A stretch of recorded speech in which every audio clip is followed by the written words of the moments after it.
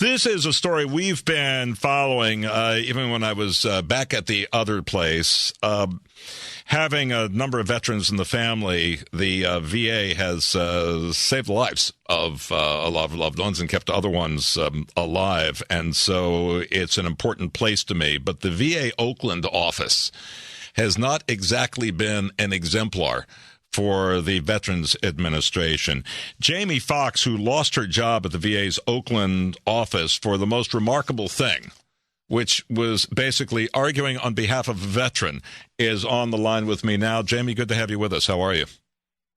I'm good, thank you. Thank you for having me. Well, thank you for doing this. This is a battle that's been going. How long has this been going on? What, 4 years now? Yes, a little over 4 years. And fill people in briefly on what happened. Well, I was working on a veteran's claim, and I found some discrepancies, and I brought it to the attention of several people. And to make a long story short, it cost me my job. Yeah, I mean, basically, you got fired by advocating for a veteran, which the last I kind of heard was what I somewhat expected of people who worked at the VA. Right. Well, government workers, they have a very specific job description, and so if you do not act within your specific job description, then you can get into trouble. But I was new, and I didn't understand that. I imagined that we actually came to the truth of submitted claims for veterans. Mm-hmm. I didn't really understand the bureaucracy, so when I found the error, just accidentally, when I was processing the claim, I just brought it to the attention of people, and during a hearing, my supervisors told me that I should have just ignored the error because the veteran has appeal rights. And I was really, really shocked to hear that because at the time when I was processing the claim, nobody had told me to do that. And, of course, I'm a veteran myself, and that was just wrong in the first place. I mean, what they were saying is tell the guy with post-traumatic stress syndrome to do the appeal himself. You shouldn't be advocating for the guy with post-traumatic stress syndrome. He should be just kind of left on his own to figure it out. That's absolutely lovely. And before people think this is a problem for the VA overall, and there's always some problems and things with any organization, but the Oakland office just has the reputation, even within the VA, of being kind of a walk and talking disaster. Yes, I agree. Yeah, well, everybody seems to agree except the Oakland office of the VA. This is a group, let's see, the nationwide, the number of veterans waiting for benefits is now about 900,000. The average wait time this fall is up at 262 days. But at the Oakland VA office, which serves everybody, for people to think, oh, this is just an Oakland story, this basically serves veterans who live between Bakersfield to the south and the Oregon border up around Mount Shasta and up there. They're waiting more than a year. So they're waiting, 150 days more than anywhere else. And apparently the agency's inspector general checking the Oakland office found that the Oakland office was screwing up on 1 out of 3 cases.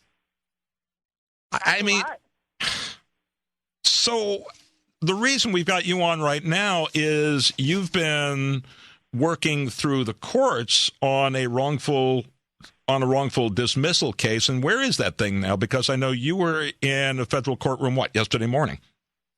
Yes. Well, I've went through what's called the administrative hearings. You have to do that before you can bring it to federal court. And I've been representing myself. And it's been an interesting process. But my suit is based on retaliation because I was a witness for a coworker who was being harassed. So it gets more complicated. Management said that they fired me for failing to send out Mr. Roundtree's denial letter. But what they're also really fired me for was for my protesting of a coworker that I saw being harassed, and they weren't doing anything about it, and that they refused to investigate it. And during the hearing, under sworn testimony, said that I was juvenile and it was none of my business to reporting the harassment that I saw of coworker. Even though legally, when you look at things, it's absolutely your job to report harassment at work, especially if it's sexual discrimination or any of the other things that legally could get them in trouble. I mean, it's so sad because when I read about things, and again, I've talked to people at other VA offices around the country while this whole deal's been going on, not just about your case, but also this huge backlog in the Oakland office, and they all just kind of, roll their eyes and go, oh, yeah, the Oakland office. I mean, it's just got this rep within the VA. Now, of course, we asked people for the U.S. Attorney's Office, which is representing the VA, to say something. They said, well, it's an ongoing trial, so we have no comment. The interesting thing is right now you are working at a VA healthcare center, right? I am. I'm working up in Santa Rosa at a clinic, and my boss is great. I cannot say enough about her. The clinic up there, everybody supports each other, and they really help the veterans. It's totally different than the Oakland Regional Office. I do want to say that there are a lot of very good employees there. It's just the management there is bad. Well, apparently, and it says something that they would rather. I mean, if what you're telling me is true, and we can't get the other side, I'd love to, but we can't. But even if what you're telling me is true, what you're telling me is that they would rather say that she wrongly advocated on behalf of a veteran, rather than maybe admit that she stood up for a fellow employee who was being harassed. It's like, wow, okay. Yeah, I would think... you're very insightful, very insightful. Yeah, I would think somebody should be flown in from Washington into Oakland and go, what the hell's going on here? And just settle all this and get this working and get rid and put extra people on this thing and get rid of this backlog for these veterans. But, Jamie, we'll keep following this thing, and it's tentatively supposed to go to a jury trial probably in about a year, the way these things go. But, good luck, and we'll stay in touch, okay? Yes, thank you so very much. All right. Jamie Foxx, a veteran herself, who advocated on behalf of a veteran when her bosses at the Oakland Center said, don't let the guy with PTSD figure it out himself. It's not the way to treat our veterans. And look, I haven't studied the guy. I don't know whether he deserved it or not, but so help him with the appeal process. That's what the counselors are supposed to do. And if he wins, he wins. If he loses, he loses. But as long as there's an appeal process, they should be able to help him. It's just not the way to treat our veterans.